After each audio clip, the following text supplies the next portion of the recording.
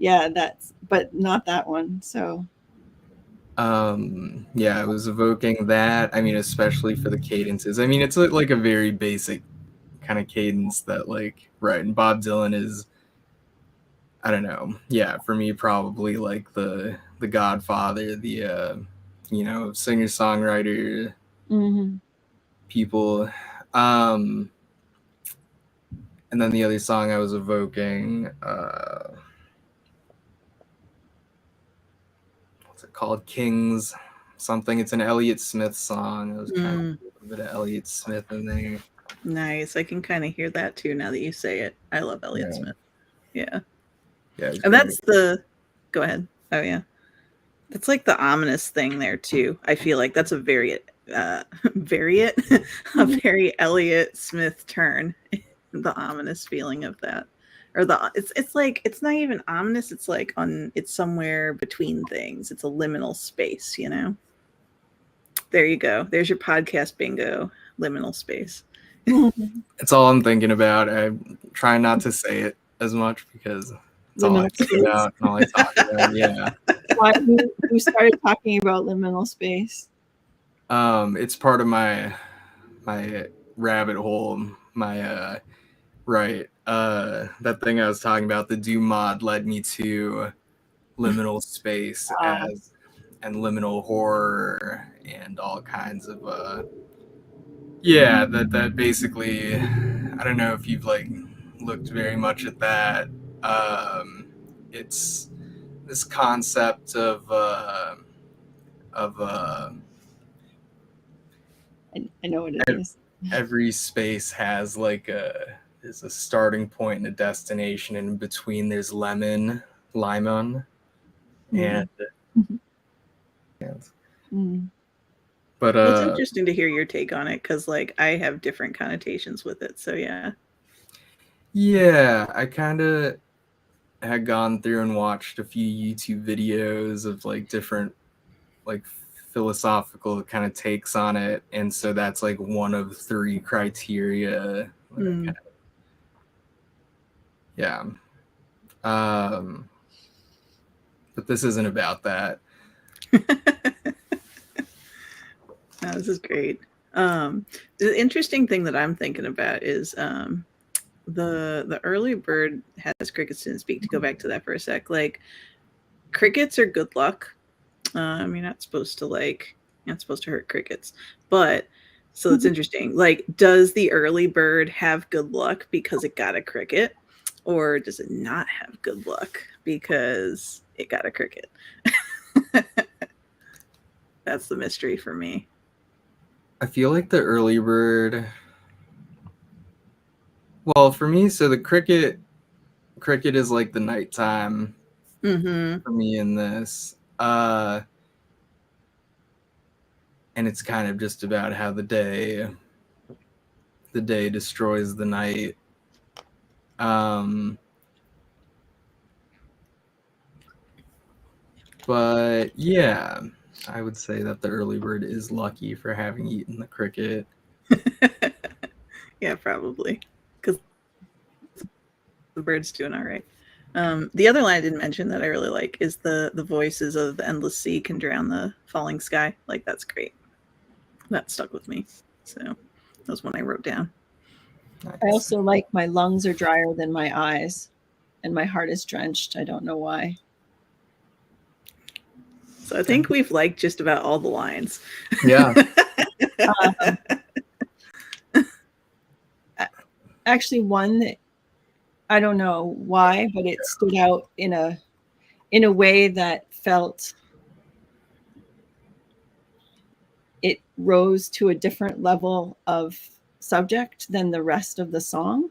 So it just feels slightly out of place. It's not that I can't imagine it. That's not the point. It's that I don't know, I'm not being articulate about this. Then it's your heart sinks lower than your gut, which is an unexpected, really nice image. Again, feels colloquial, but is really fresh and unexpected.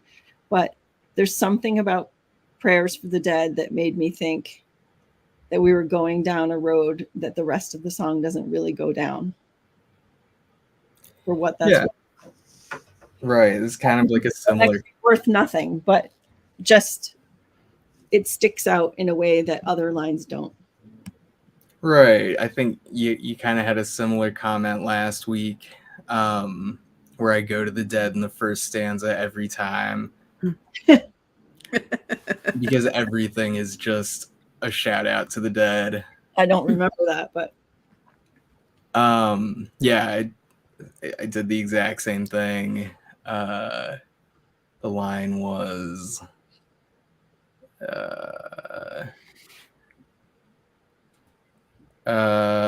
stronger ones have fought this endless battle to their death. To say that you can do it is a waste of dying breath, and it was like too much. Yep. You're looking at a landscape and it's higher than everything else.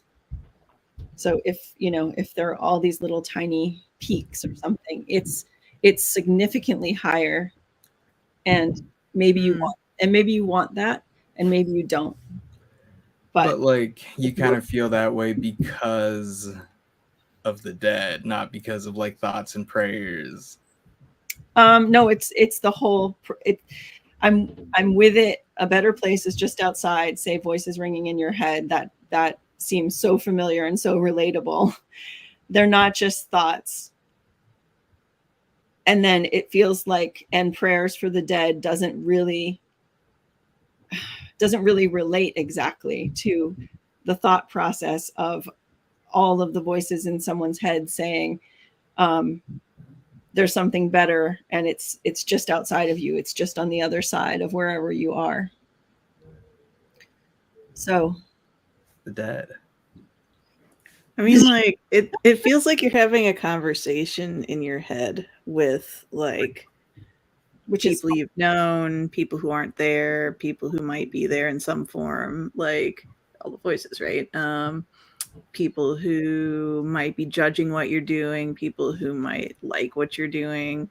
Also, just maybe you're having I have internal conversations all the time with people who I'm not actually saying anything to whatsoever, but It's all in my head. So that's very relatable. Relatable. Yeah. Just I think with me, sorry, go ahead. Oh, it just reminded me. So for instance, like the two of you were really helpful last week with my song. And one of the things we talked about, and then I just kept reordering all sorts of things, was in the very first stanza, you called attention to the fact that, there are these sea images, and then there is like the cuteness of the Yoko Ono piece, but they're in the same verse together. Maybe that's jarring, or maybe that's too much. It's the initial stanza. It's how the song starts.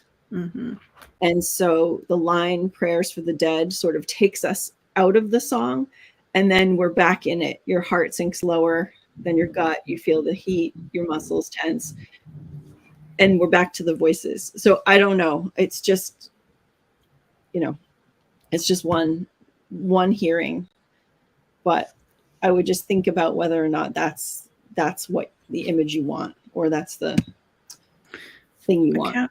This is interesting, because the counterpoint to that is that I kind of feel like it is strong for the first stanza for sure, but at the same time it's like okay, so like, all right, where this takes me, a better place to just aside, like that's something that the voices are saying. They're not just thoughts and prayers for the dead. That feels like the voices are the voices of the dead, actually, is what I'm getting from that. So to me, it's like setting up like who it is that you're having this conversation with. So I think it might be important, but I don't know if I'm hearing it correctly.